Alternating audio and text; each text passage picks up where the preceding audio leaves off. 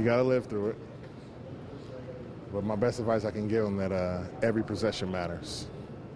And it's not so much physical, it's more mental.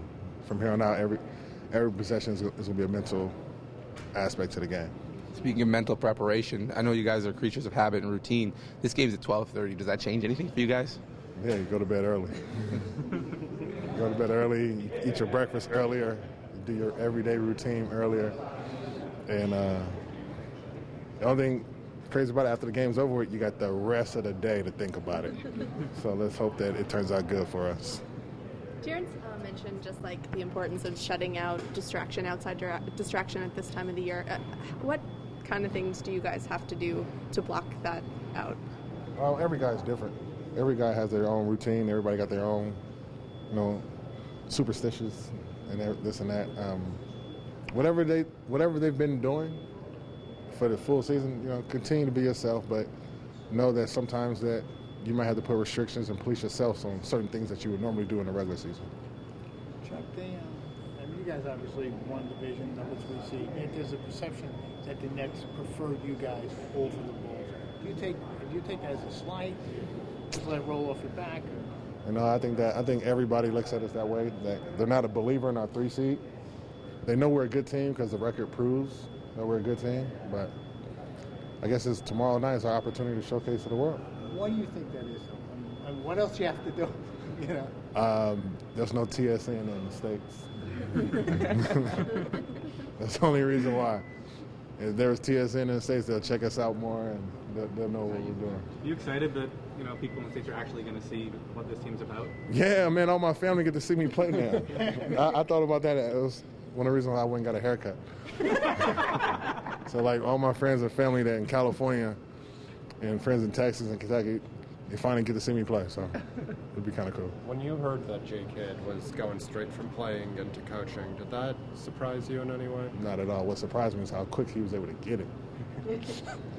1 year removed from playing in the game to on the bench as the head coach.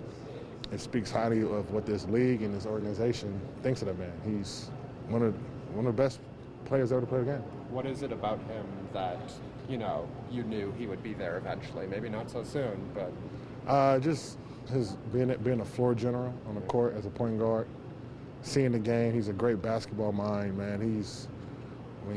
Everybody heard of J-Kid from the time he was in high school, so he just done a great job. How is Dwayne different from your other coaches other than his fine choice in universities? Well, Coach, he really does listen to the players, man. We're out there playing. We're in the middle of the battle. We see what's going on, and he is open ears to any suggestions that we have, which is great because it helps out the working relationship you have between player and coach. Chuck, do you expect this series to get heated? I can see that. Did it feel that way in the regular season with this team in particular? Yeah, a little bit. Here, something like I can see a couple of guys. I can see a couple of potential scuffles. Yeah.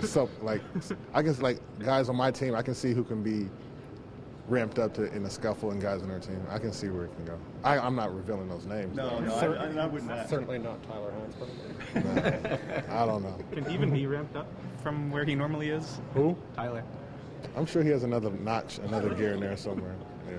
What is the most heated series you've been a part of? Second round in 2009.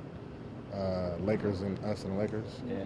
Between Ron and Kobe got pretty good there. Then Luis Scola and Derek Fisher had a little thing going on. And it was a couple of good episodes. How important is it going to be to keep those emotions in check? Oh, you have to. You have to. I mean, that's where the mental part. I mean, this city, this country is going to be ramped up tomorrow. This place is going to be exciting. We have to hold our emotions in check. I understand that there's another play to worry about. There's another possession we got to get. There's another quarter. And there's potentially another 4 or 5 more games. So we can't get wrapped up into our emotions. People here obviously know how important Kyle's been to the team, but obviously he was snubbed from the All-Star game and everything. Like, what should people expect out of him in a situation like this in the playoffs? Be Kyle. He's going to be Kyle.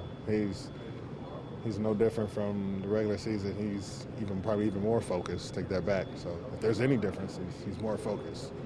But he's going to be Kyle. Coach was asked about the trade that didn't happen with Kyle, and he said sometimes the best trades are the ones that don't end up being completed. How thankful are you guys as a team that he's even still on the roster at this point? Well, we're very thankful. 20, 30 wins later, trust me, we're very thankful. What does he do? What does that mean? You know, Kyle he's the second coach out there on the court, man. He's a quarterback. You know, he directs when to be aggressive, when not to be, who's going to get the shot. You know, it's like every quarterback in the NFL, they're going to see out the defense, see what they're going to do, and they're going to know who they want to have the ball, and that's what he does. And everyone will talk about matchup, and there was one particular one here on Paul Pierce. Just how do you see that going? How does I see it going? I don't know. What does he have to do against Pierce? What problems does he have? He got to make it tough, man. He has to make every possession tough. And I mean, that's going to be a task at his hand, going against a guy that's probably seen every defense in the world. You know, so we just have to make it tough for him, and it's going to take a team effort. You know, we got to make him play in the crowd. Amir is such a natural help defender. Yeah. Is it difficult to suppress those sort of instincts when, you can't leave Paul Pierce behind the three-point line? Yeah, we tried to teach him that against Kevin Durant. Buddy, let them play 4-on-4. And if Paul Pierce got a game going on, sometimes you might have to completely take him out of the equation, just face guard him 94 feet and let everybody else play 4-on-4. Do you think when he's at the 4, you can kind of take advantage in terms of like offensive boards and physicality on the inside? Absolutely. And they got strength in playing small with Paul at the 4 because he spaces the court. But our strength is on that offensive glass. And in the playoffs, second shots can hurt you. And if we can take advantage of them being small with Paul at the 4 or Karolinko or whoever and get second shots, that would be great.